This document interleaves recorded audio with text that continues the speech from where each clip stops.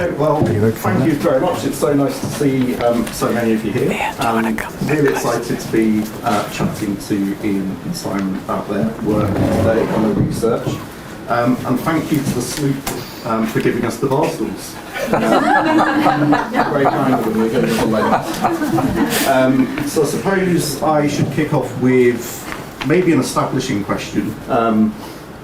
Really that looks at both of your works. It's interesting to me as an art historian who works with St Ives that there's very much a sense of subversion in what you do, in queering the prescribed histories of the town.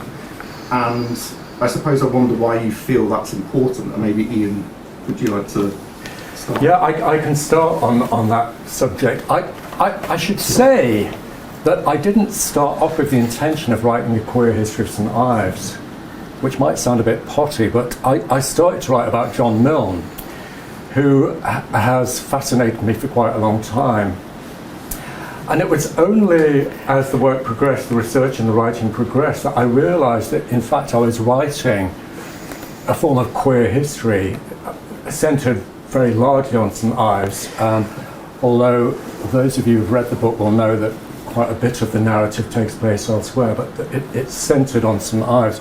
So, and in terms of why I realised it was important, or I thought it was, because it hadn't been done before. That there have been books on queer artists associated with St Ives in the past, such as Christopher Wood, Adrian Stokes, Janet Leach, but not a history that took in a broader sweep of narrative and included more queer characters, and centred very strongly on queer characters.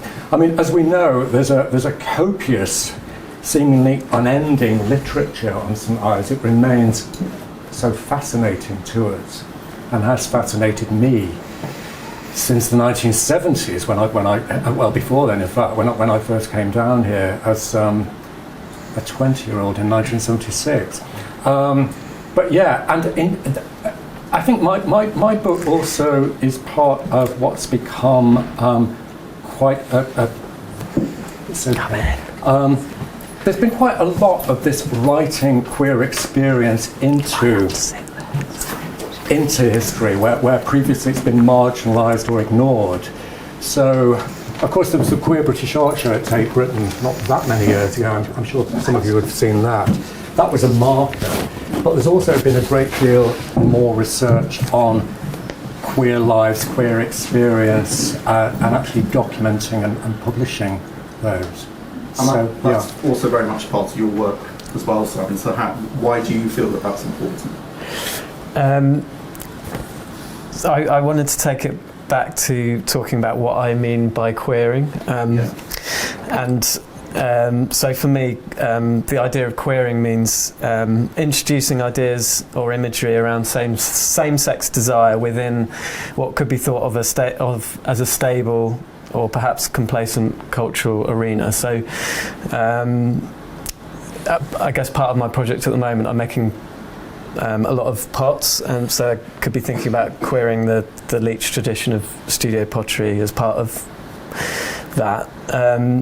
And so that's one meaning for queering. And then the other, I was thinking about it in terms of reimagining an artistic legacy or history by bringing together incongruous ideas or previously incongruous ideas together, kind of creating new mythologies or like constellating new mythologies.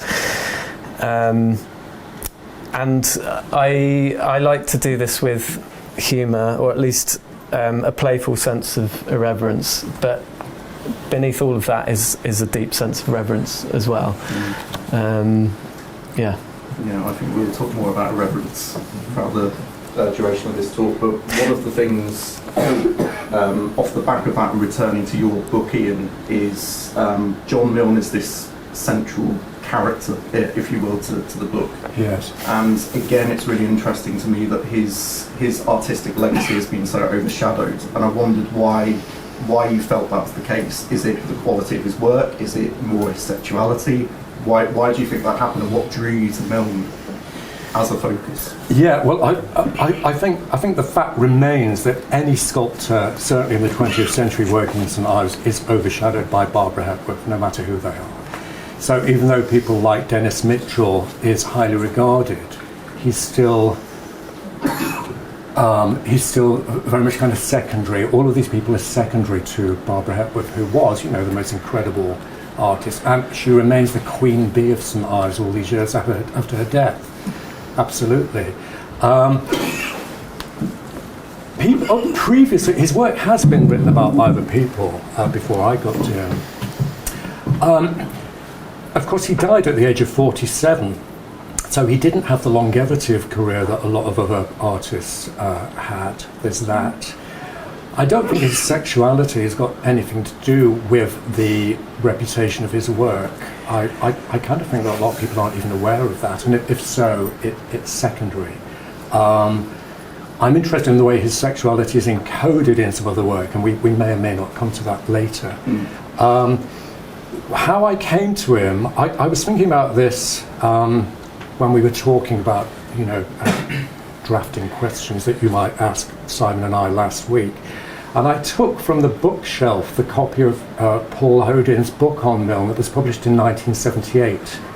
Some of you will know it. I'm sure it's called John Milne Sculptor. So it was published in 77, I beg your pardon, the year before Milne died. And it remains pretty authoritative on a text about Milne. But I bought my copy and I looked inside it. It was withdrawn stock from Manchester Central Library. It cost me 50p 20 years ago. But I was already aware, he was already on my radar, certainly, and I think reading that book probably sparked my interest more. It's quite an unusual book, the Hodin book, though, because it is. It really gets into what Milne is as a person. Yeah, as well. It's not just about his work. That's quite. Well, there's also there's the stuff about him undergoing Jungian analysis when he was in his teens, and I've written about that in the book. Yeah, it is, and given that Milne was very guarded about his family background, even to fairly close friends, I think, I drew the conclusion that Milne must have thought it was time to put on record certain aspects of his life, and certainly his younger life, in talking with Paul Hodin, who he clearly trusted. I think they developed a very trusting relationship. And I've seen all the notes that Hodin made during the conversations the two of them had, which I believe most of them took place at Hodin's flat over in Carbis Bay.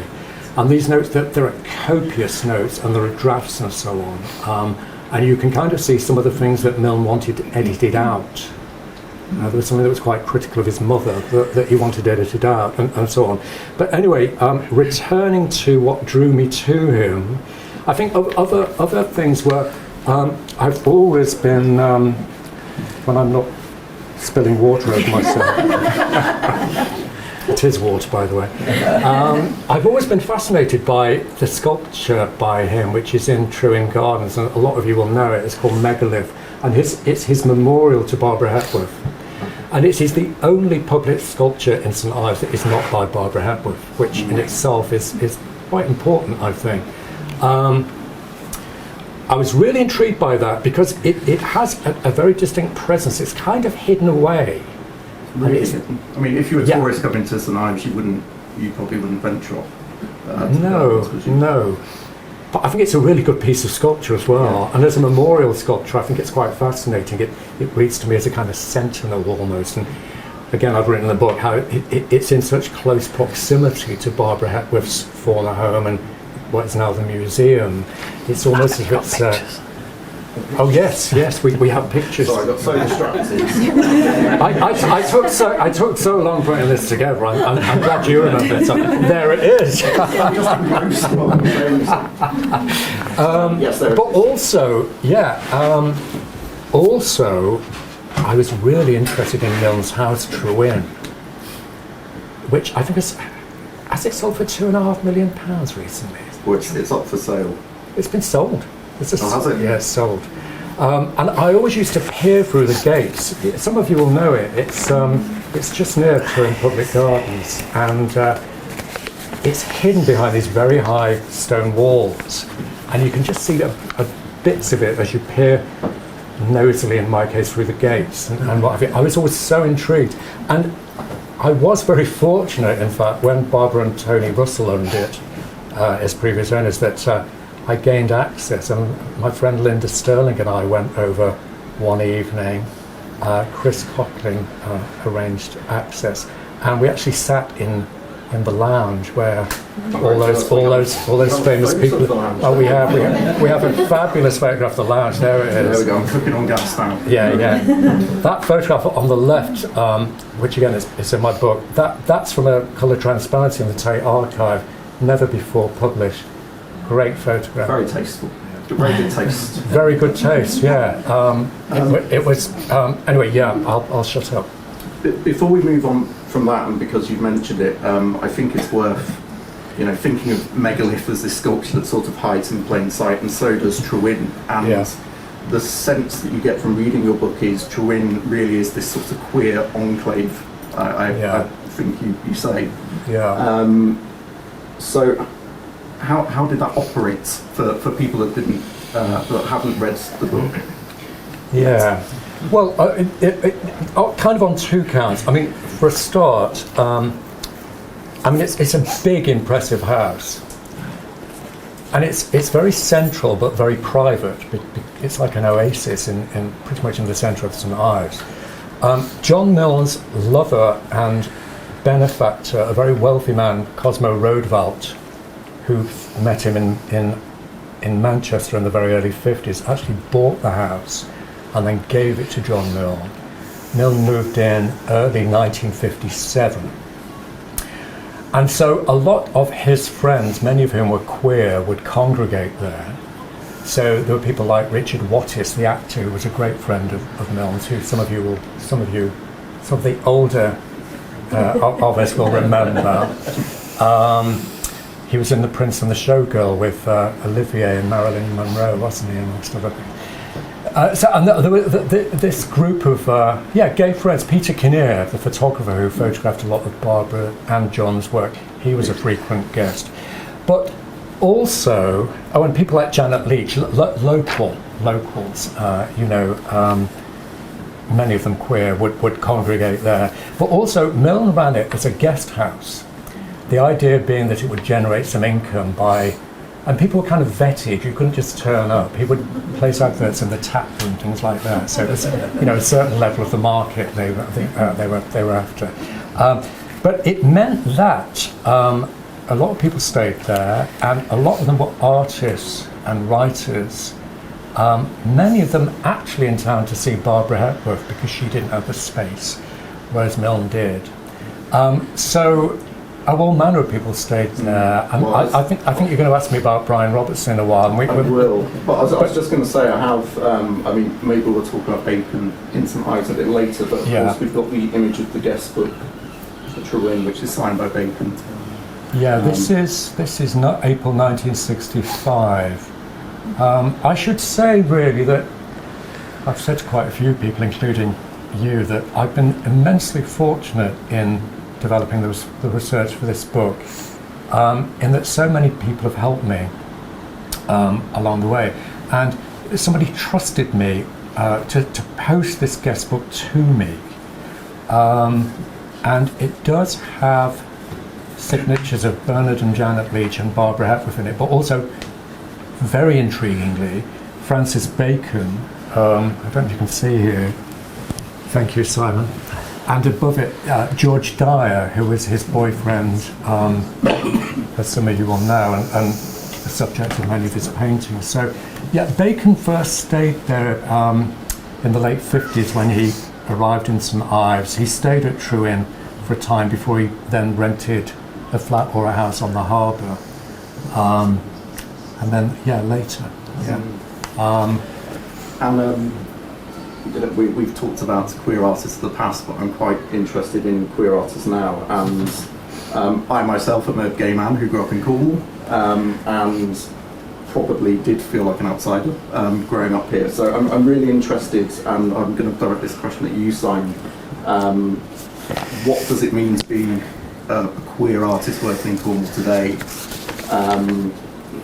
You know, without sounding like a smash hits interview, what are the positives, what are the negatives, etc. I think in general, the arts community is a safe and welcoming space for queer people. I would say that. Just talking personally here, I grew up in East Devon. I went to school in Lyme Regis. Lyme Regis is quite a similar community to St Ives, harbour town. I grew up among a surf community. I worked as a surfing instructor for about 8 years, and then it wasn't until I finished that job that I actually had the confidence to come out. And that's when I properly threw myself into my work and getting involved in the arts community. And so I do think it is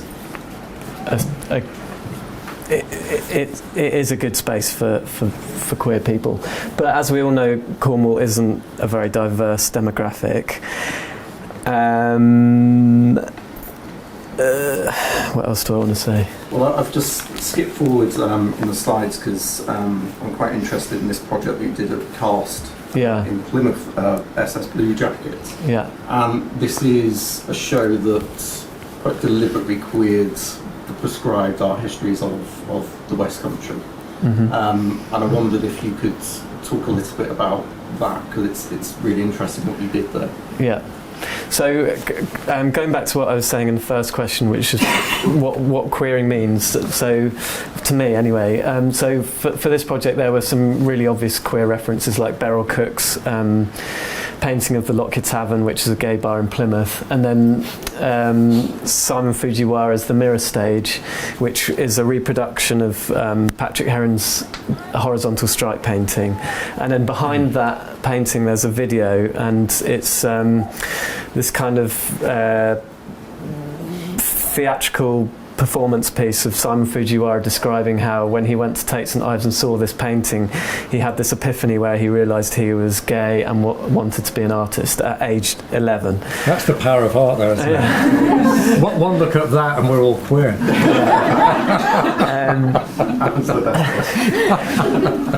And also the SS Blue Jacket, the title came from the story of SS Blue Jacket, a ship which crashed into Longship's lighthouse and was just marooned on this lighthouse off Land's End.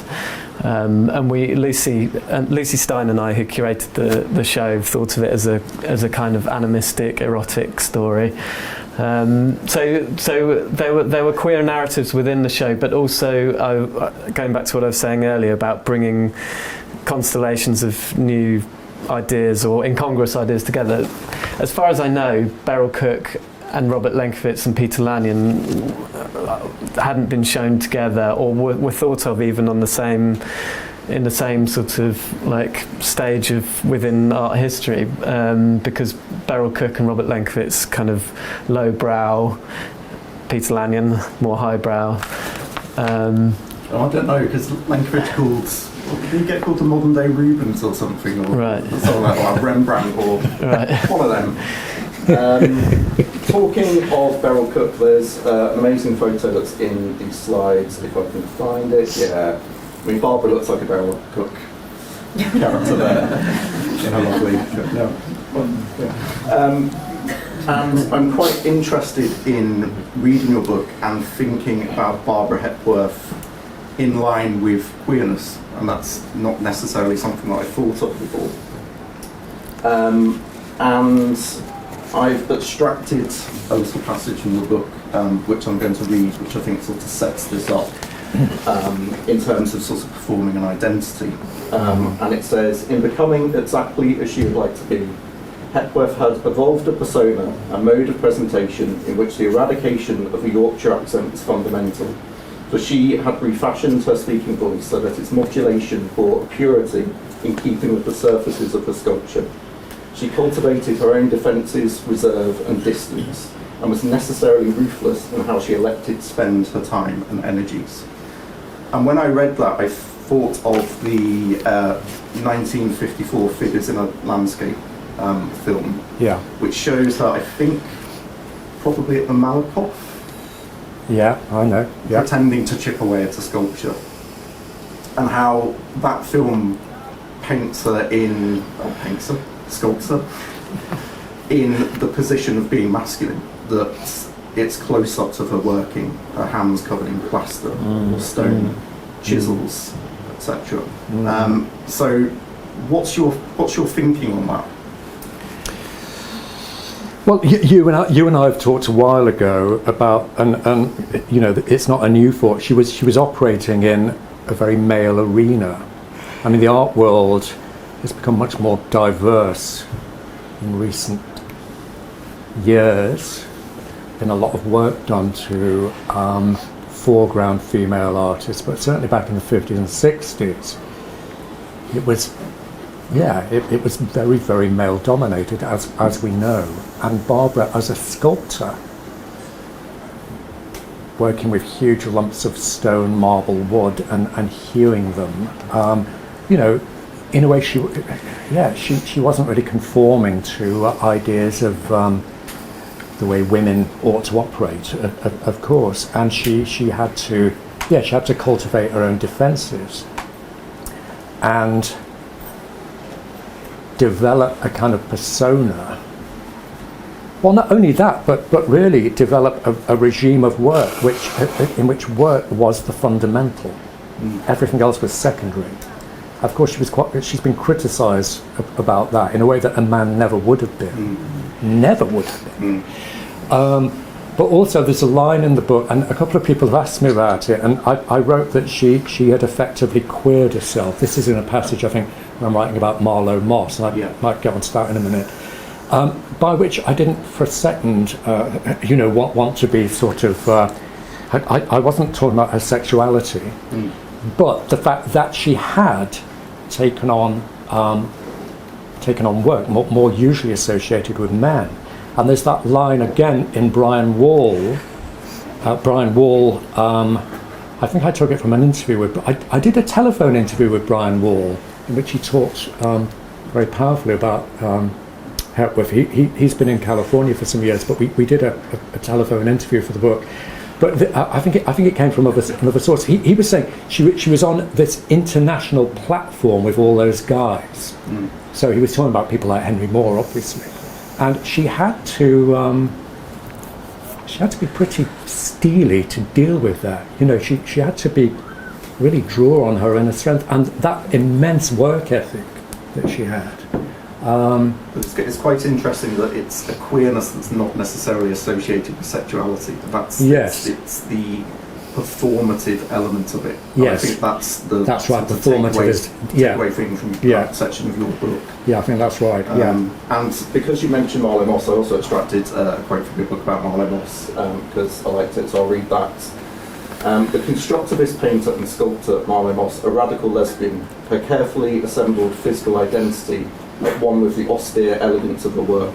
She kept her hair severely cropped and side-parted, à la garçon, and wore cravats paired with mannish tailored jackets and joggers. And there's those amazing photos of her.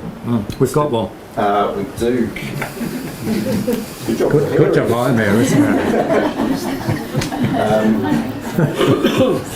There's Marlowe Moss in the 40s. This fabulous workbook of hers from 1949. Yeah. And there's some great examples of her work in St Ives at the moment as well. Right. As there is with you, Simon. There's a segue. So Simon, you mentioned it earlier. You mentioned that you sort of turned to pottery in recent years, and I think that's really interesting. And I wondered if you could talk a little bit about your pottery. And I'm thinking here in particular, if you've been to St Ives recently, you would have seen it. Your Mermen Zena teapots, but also things like your urinals, etc. And it's really interesting that you sort of fuse queer narratives with their making. Yeah. I was wondering if you could talk about that. Okay, can we go on to the next slide? Next slide. Yes. So we could flick between them, but So, for me, Michael Cardew is kind of like one of the staple artists that I look at, and he trained with Bernard Leach and could be thought of as a queer potter. So I was thinking of his screw-capped vessels that he was making in Nigeria to apparently keep the insects out, keep the ants out. So that was the starting point. I was also thinking of this early slipware charger by Bernard Leach when they were making slipware right at the start in the 1920s, as far as I know. And I keep using the word constellating at the moment. This idea of like a constellation of ideas. So it was like the Michael Cardew screw cap, the Bernard Leach charger, this erotic drawing by Duncan Grant, which emerged from under someone's bed in a collection a while ago, and this amazing painting by Christopher Wood, which I saw at the London Art Fair a few years ago, and yeah, they all sort of came together. So it's called The Mermen of Zena, and I mean it's basically queer. Think of it as queering the myth of the mermaid of Zena.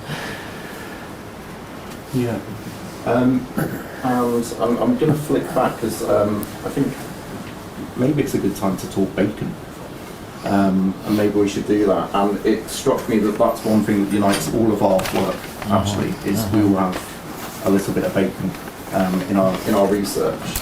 And what's really interesting reading your book, Ian, is we are told that Bacon had a horrible time here, so much so that he stropped off and never came back. But it seems that he was making repeat visits and having holidays here and having a lovely time. Yeah. Well, I'm sure this is fairly widely known anyway. I mean, the kind of mythology is that he hated the place, and there's a letter, again it's quoted in my book, and it's a letter he sent to his friend Dennis Worth Miller when he was here for that period, working in one of the studios here, trying desperately to make work for this inaugural show at the Marlborough Gallery the following spring. So this was 1959, wasn't it, that winter. And yeah, in the letter he says to his friend Dennis Worth Miller, I can't wait to leave this dump. So that's kind of entered the mythology that he hated the place, he hated abstract art, etc. But it's rather more nuanced than that, in that he did make friends here.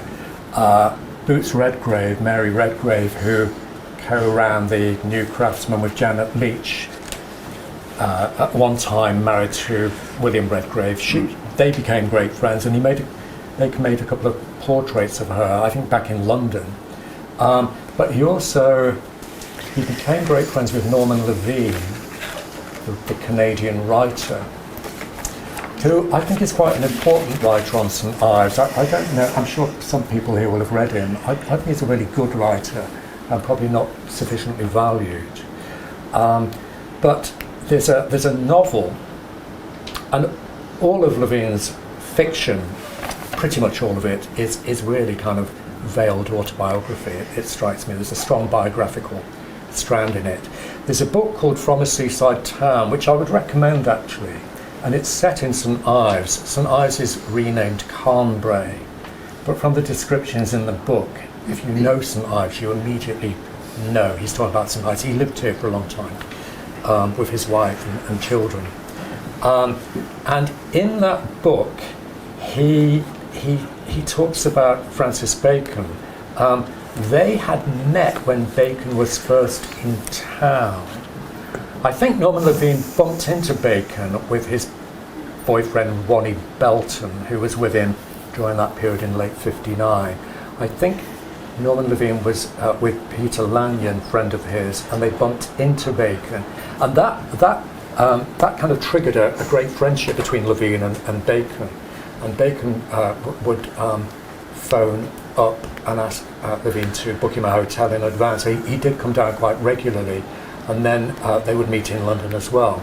But there's this great section in the book where in the book, Bacon is fictionalised as Charles Crater, a name that I'm convinced derives from Charles Breaker, the real-life artist, queer artist who lived at Newlyn. And I thought that was a nice touch. But there's this line about the narrator, who effectively is Norman Levine, saying that he wanted to write about Bacon stroke Crater. And the response is, make me as I am, make me a queer. And he replied and said, that's exactly what I intend to do, and then did. And there are things about him coming down here and having a nice time in the cafes and going out on an open top bus over the moors or something. And it gives you new insight into the times that Bacon spent in St Ives and Cornwall. So it kind of adds to our existing knowledge, if you like, an understanding of Bacon's relationship with St Ives. Well, your research on that certainly did for me, and it's quite interesting that we only see the negatives of Francis Bacon being in St Ives, really. Yeah. That he was having a horrible time, etc. Yeah. Or you get stories like, apparently Patrick Heron was coming towards him down Fore Street wearing purple trousers, and Bacon goes, oh, here she is, the queen of colour. And that he was being catty all the time, but of course you read in your book that they spent Christmas Day together at Eagle's Nest, and he was getting on with a lot more people than we know. Yeah, but like a lot of artists, he was about the formation of a myth, wasn't it? Yeah. And again, that's something that I find endlessly fascinating, the way that artists form their own myths and tend the gardens of their legacies. I find that riveting. Yeah. You see. Well, the other thing in your book is artists that we don't really hear about, and this is something for Simon, really. When I was flicking through the slides, I'm really interested that you're interested in Yankel Feather. So I live in Topsted, in Liverpool now. And Feather was born there in 1920 or so, I think, and then came down to St Just in the late 70s, around 1977, and had met people like Terry Frost, etc. in the 40s. But this is a painting that's in the Walker collection, and obviously relates quite strongly to your urinal work. So I'm wondering, how did you find this painting, and what brought you to it? Okay, I actually thought Ian told me about Yankel Feather, but then when I asked I think you told me. Yeah, anyway. I actually don't know where I came across it, but so at the moment I've got some work in an exhibition at Castle Barton called Feet of Clay, which is a ceramics exhibition. I've got 2 urinals, and the ideas for the urinals were sparked by this painting by Yankel Feather, which is called Wheel of Fortune, and it's this kind of carousel-shaped urinal in Liverpool. I actually found a quote about it. Oh, yeah, it's someone's recollections of using the Wheel of Fortune. And it said, at Williamson Square there used to be a little taxi place there. But there was a kiosk for the taxi drivers to get a cup of tea and whatnot. It was like a hut. Then just behind the hut was this public convenience for gentlemen only, and it had 2 staircases going down each side of it. And it was round inside, and that's why it's called the Wheel of Fortune. Sounds like a wonderful gay bar. Yeah, and then again, this was sort of a few ideas coming together again. I've spent a lot of time researching pots in the R.J. Lloyd collection in North Devon in Bideford. This pot is by E.B. Fishley, and E.B. Fishley was based in Framington in North Devon, and Michael Cardew would visit him as a teenager. So again, there's a link back to St Ives there. The idea for the urinal was I was invited to think about the materiality of clay, and when being asked to put something in this exhibition, and I was thinking about how I wanted to make a urinal that looked like it'd been made by a old country potter, by E.B. Fishley or Cardew, where it has all the finger marks and the throwing rings in it, because we think of the urinal as being this sort of sanitary white perfect object. And I actually spent a lot of time looking at the Duchamp urinal to get the form. I know we're going slightly off St Ives here, but and I was googling Duchamp St Ives. Unfortunately, there's not much of a link. But yeah, maybe taking it back to St Ives, it got me thinking about my materials and how, in terms of extracting materials, I'm not necessarily using materials from Cornwall. My clay comes from Stoke-on-Trent, but I think a lot. I'm extracting kind of art historic materials in terms of looking at artists. And also I thought I'd read a poem which is on the inside of the urinal, and it is appropriated from the E.B. Fishley pot, and it's graffitied onto the inside of the urinal. When I was in my native place, I was a lump of clay. Then by man I was dug up, and so was carried away. But now a urinal I am become by potter's art and skill, and your servant I will be, and catch good piss I will. Very nice. Well, sticking with that for a moment, I think that one of the things that's quite interesting for you as an artist that lives and works in St Ives is you work in a very sort of recognised and unique context, and a lot of your work draws on inspiration from people like Terry Frost, W.S. Graham, etc. Do you feel that the legacy of St Ives ever gets in the way, or like how do you deal with that? Let me just check my notes.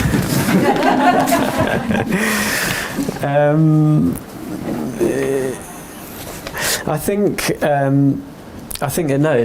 doesn't get in the way. And what I was going to say was that I think that working on SS Blue Jacket with Lucy taught me that you can have a lot of fun playing with ideas and from art history and legacies from art history. And I think the only person we offended through that was Beryl Cook's dealer, who wouldn't have anything to do with us. But we did manage to borrow 2 Beryl Cooks.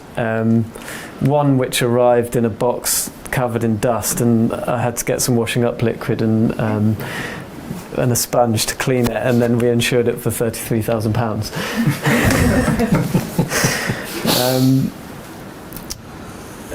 I think what I've written was the bigger and the more rigid the legacy, the more scope there was to queer it. That's interesting. Can I kind of add to as you're talking, and this will sound corny, I'm just thinking how all of this is malleable. I mean, clay is malleable, obviously, but this whole history of St Ives, this ongoing history of St Ives, it's so rich, and it is malleable, and it can be reworked. And that's part of the beauty of it. And I'm struck at something you said to me, Janet, when and I've said this to you before, but I always remember this.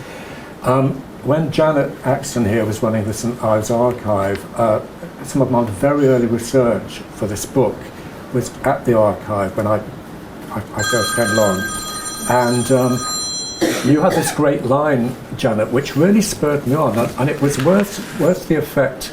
The history of St Ives hasn't yet been written, and I just thought that was I've always remembered that, and I think it is so rich, so and there's further work to be done, and it's great. Yeah. So, conscious of time, I'm gonna ask you some sort of question before we maybe watch a video about Julian Nixon, who is this wonderful person in your book. Again, I'm going to read a quote from the book, if that's okay. St Ives has found its own bright young thing in Julian Nixon, delivering both amusement and consternation to a seaside town already known for its bohemian contingent. In an era when a man to wear a green necktie might raise questions about his sexuality, Nixon's sartorial flamboyance, not to speak of his behaviour, surely made his predilections screamingly obvious. He sounds wonderful. Do you want to give us like a potted history of Julian Nixon? I'll try to, yeah. I think he might sound wonderful, but I suspect he was a complete nightmare as a person. He was manipulative and did all kinds of wrong things. But yeah, he first surfaced in my research. I'm pretty sure it was my friend Gloria Carter, who some of you will remember from when she worked at St Ives. She sent me a photograph of a page of one of Dennis Val Baker's volumes of autobiography. I think it's The Sears and the Kitchen. I think it's that one. And this man, Julian Nixon, who was a friend of John Milnes and lived at Trewin. I'd never heard of Julian Nixon at this point. But this man was very flamboyant and wore these voluminous capes that were lined in red satin or something. And he just sounded like this very theatrical, obviously queer character. And then, so I was intrigued. And then I was introduced to a chap called Tom Sargent in Brighton, who, and this was just one of those wonderful flukes that can happen when one is researching. Tom collects material related to gay male experience in Britain from 1900 to 1967, the year of the Sexual Offences Act, the partial legalisation of homosexual acts. And it transpired that he had bought part of an archive which included John Milnes' letters to Julian Nixon, some of which are quoted in the book. Quite rare and I think vital records of queer history at a time when, I'm talking about the 50s and the early 60s here, when, but there's very little really that exists from that period. But anyway, as the research developed, I found out that Julian Nixon, whose real name was John Nixon, had been one of, I think, 15 men. Jeannie, did you say it was 15 men we were talking? 15, I think. Because Jeannie's done some research on this as well. Because I'm quite because I can never remember. No, well, anyway, it was a dozen or more. He was brought up before the judge at Taunton Assizes, and I can't remember the exact date, but in the 50s, around the mid-50s, when he was only about 54. Yeah. Thank you. Glad you came. All of the men that came up before the judge were up there for gross indecency. And the case became notorious because one of the men, and it turns out that this man was somebody that Julian had been having sex with, actually took his own life when the judgments were read out. They were sent down to the cells, and this man had cyanide secreted somewhere in his clothing and took his own life. And so it hit the national press.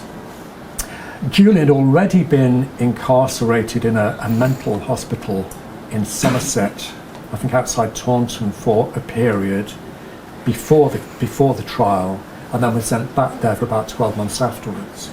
So he was part of this quite famous, notorious, it was one of these situations where men were often told that if they named their contacts, they could expect leniency from the judge, which of course never happened.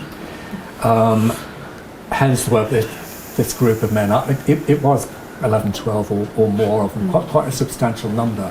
And it was reported in the Times, and the Times, I've quoted the Times report in the book. So by the time he arrived in St Ives in Easter 1958, he came with a man called Edward Milton Barrett, who was one of many older men who he cultivated and charmed. They were all men with money. They stayed at Trewin, and then he ended up becoming good friends with John Milne, and then moved in and lived at Trewin for a period. As I've said in the book, he actually became, I almost felt like he was muscling it, he died some years ago, I felt like he was muscling his way into the narrative. But I came to think that actually he was, in a way, because of his experience as a gay man and what had happened to him, it was as a way of telling his story as it was telling Milne's. And along with Milne and Hepworth, he became the third of the central trio of characters in the book.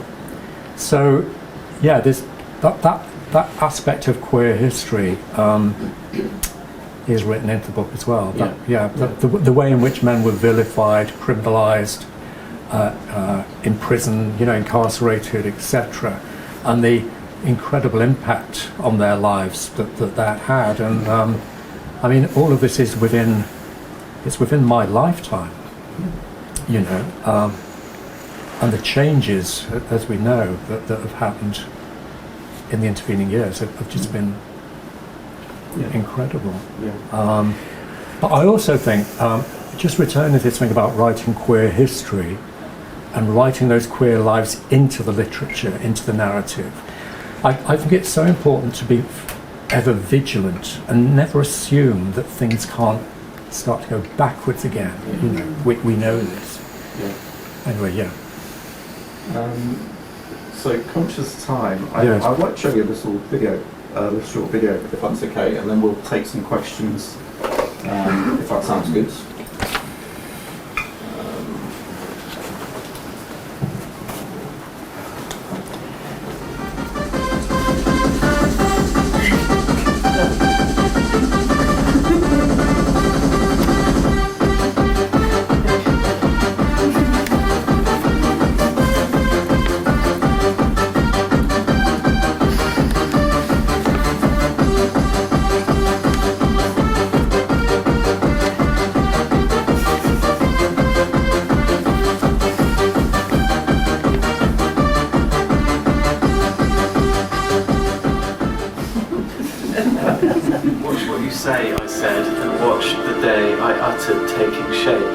To hide me in its bright bosom. Like struck flints, black flocking jackdaws wheel over the ladron roofs. I am longing, not really longing, for what don't tell me, let me think.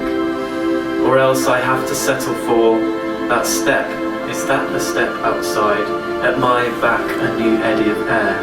And let these words at a loss to know what form stood watching behind me, reading us over my shoulder. Okay.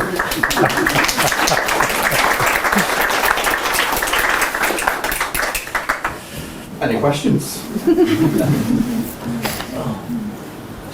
Bob at the back. It was interesting to hear about Yankel Feather, who was at Retallick next to Roger and Rose Hilton. Being a Scouser, he was a great raconteur, and he told me the story that back in the day, with John Milne and Francis Bacon, used to go to a queer nightclub in Carver's Bay. Someone else has also told me about this, and I wondered if you know anything about it. Also, Matt, I know you're doing good work on Karl Vetschka. Do you know anything about his relationship with Tom Dryberg, the MI5 spy and KGB agent? Funny you should mention that. Should we deal with Dryberg first? The question was aimed at you, Matt. Okay, so obviously, I'm still in the process of doing my research, so I can't reveal much of my findings at this point. But yeah, it's written already out there. Things like Jeremy Lewison's book on Vetschka, that Tom Dryberg, a notorious homosexual at the time, as he was framed in the press, was going into prisoner of war camps and collecting Vetschka 4 days out, taking him to the House of Commons to see exhibitions, etc. At this stage, Bob, I can't say more than that, but that's the information that's out there. There's much more than that. I might have a good one about Tregev. Yeah. And so I'm not really so much interested in Vetschka as Tom Dryberg and Sonny Zuckerman. Yeah. Sven Berlin, Guido Morris, Karl Vetschka, Paul Tyler were in St Ives. Yeah. Interesting. Tom Heron. Yeah. Well, yeah. Anyway. Yeah, I'm not being cagey. I just have to wait until my PhD is published. Shall we go to Carver's Bay tonight for a night out then? Yeah, why not? Well, it's not something that I've heard of. No, I haven't. No? It's called Saddle Tramps off Lady Lane. Really? Here we go. Bit of local knowledge there. Oh yeah. Ah, right. Does your wife know? Saddle tracks. Tramps.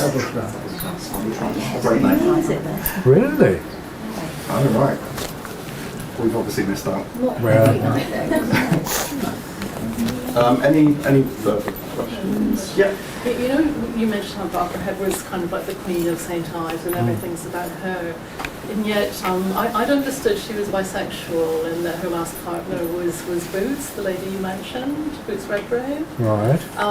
And although she's iconic as an artist, I'm a bit puzzled why she's not more of a gay icon, and she doesn't strike me as somebody who would be closeted. You're talking about Barbara Hepworth? Yes.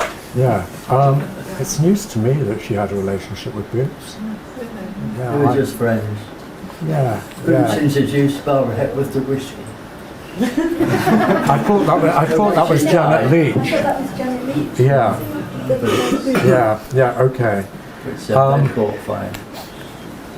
Somebody did ask me about Barbara's friendship with, I never know how you pronounce the name, Rainier. Sharing. Yeah, the composer. Composer. And there's been a kind of intimation that there may have been some kind of intimacy there, but it's not something I pursued in my own research. I know that Janet Leach and Barbara Hepworth were good friends, and Janet, if not lesbian, was certainly bisexual, and I think her main attraction was towards women. And I was telling somebody about this earlier today, actually, that I think it's in Emmanuel Cooper's biography of Bernard Leach, this line about Barbara kind of distancing herself from Janet because of local rumours that they may have been intimate, which kind of rings true. But I certainly haven't heard anything about Barbara and Boots Redgrave. Yeah. Just as an aside to that, because you know you mentioned Marla Moss as well. Yeah. And I know when they did at the Tate Gallery, they did an exhibition on Marla Moss, and there were some letters that she'd written to Ben Nicholson, trying to be friends with them, and she was shunned. Which at the time seemed like they were being somewhat cliquey, but I wonder if it was more of a personal. Well, I've written about that in the book, and I should also say that Lucy Howarth has done. Some of you will know Lucy Howarth has done major research on Marlo Moss. Her PhD is based on Marlo Moss, and she's curated, and she's far more expert than I am. But I did write about the way in which Marlo was kind of sidelined by both Nicholson and Hepworth when she moved to live at Lamorna. And the letters that you're referring to, I did read that there were 3 of them, Marlowe's letters to Ben Nicholson. They're in the Tate archive, and I've quoted from them a wee bit in the book. She had met Barbara in Paris some years before. I think she moved to Lamorna in 1940, and she was very keen to make contact with fellow avant-garde abstract artists, and invited Nicholson and Hepworth to go and see her at Lamorna. She sent a letter which there was no reply to, and then about a year later she wrote again asking if they'd received the letter, so she clearly hadn't had a reply. She even wrote which bus they'd need to get to Lamorna and come at any day and time that suits you. I mean, they never did. But the 3rd letter indicates that there must have been some communication from Nicholson, because there was a list of titles or of publications I think that he'd given to her, either in person or maybe written them down. But I was very intrigued. Somebody who's doing some PhD research on Barbara Hepworth at the moment sent to me some excerpts of her letters to, not excerpt, actually, pretty much a whole file of letters that Barbara sent to Herbert Reed. And one of them, I think I've got it amongst these notes, because had there been time we might have covered this. Yeah, I've got it right here, as it happens. I should say that Marlowe's Marlowe's connections with the European avant-garde predated those of Nicholson and Hepworth. She'd met Mondrian, for instance, and developed a friendship with him in 1929, and that predated Nicholson and Hepworth's meeting Mondrian. Nicholson met him in 1933 when he visited him in Paris. Marlowe had also been part of the formation of the Abstraction Creation Group in 1931. So all of this predated Hepworth and Nicholson. And I've written again in the book, as a female artist, Barbara was keen to retain her status as Queen Bee. And then there is this extraordinary letter that she wrote to Herbert Reed. This is within 3 or 4 months of Marlowe Moss's death in August '58. And Barbara wrote this: I think sometime it would be nice historically if somebody paid tribute to Ben's specially and my contribution to the international link in England via Paris. In the early days, Ben forged links with Paris long before any other English artist, and we both had contacts which eventually brought about the general influx in the middle 30s. It is not possible to attribute this to Henry Moore. So it was as though Marlowe had never existed. I thought that was a really kind of key letter, actually. Yeah. Yeah, did you ever fantasize about staying in Truenax and the B&B? Because I've read the book and that's where I wanted to be one summer. Oh, did you? Yeah. Fantastic. Yeah. No, I didn't. The whole you didn't. No. It just comes across as being this incredible place to have stayed and met all those wonderful artists and the fun times that you had. Yeah, I'm sure. No, I never did, genuinely. Well, I'm sure it would have been absolutely fascinating to be a fly on the wall there when, you know, because incredible people stayed there. I mean, Noel Coward stayed, and John Schlesinger and Lindy Anderson, the film directors, stayed. Nureyev from... Well, there's a rumour that Nureyev stayed, but I haven't been able to, confirm that. But yeah, Keith Vaughan stayed, Mark Toby, and I remember Michael Hunt telling me that and again, I think I quoted this in the book, that he couldn't possibly tell me about the parties that were held there because they were scandalous. And I'm sure they were, yeah. You said something in the book as well, after he died, John Milne, that his sisters kind of like de-gayed some of the stuff in the house. Is that... I don't think they de-gayed it. I think friends of John Milne went into the house and de-gayed it before they arrived. And I suspect that Brian Smith, great friend of John's, one of his gay circle, who, as some of you know, went on to become the first ever curator of the Hepworth Museum. I suspect he and probably Boots Redgrave were the people who went in there and got rid of the incriminating evidence. I think, yeah. Do you know anything about the future of the house in St Ives? Who's bought it, and is there going to be any legacy within St Ives? I don't. Have you heard anything, Jane? There's no protection of it. No, people have no idea who's bought it. Yeah. No, all I know is it's been sold quite recently and it was on the market for a hell of a lot of money. So who knows? Yeah.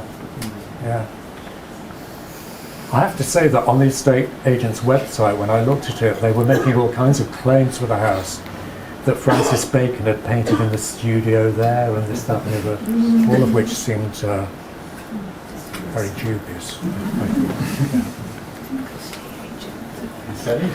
Unless there's any more, we'd just say thank you. Thank you.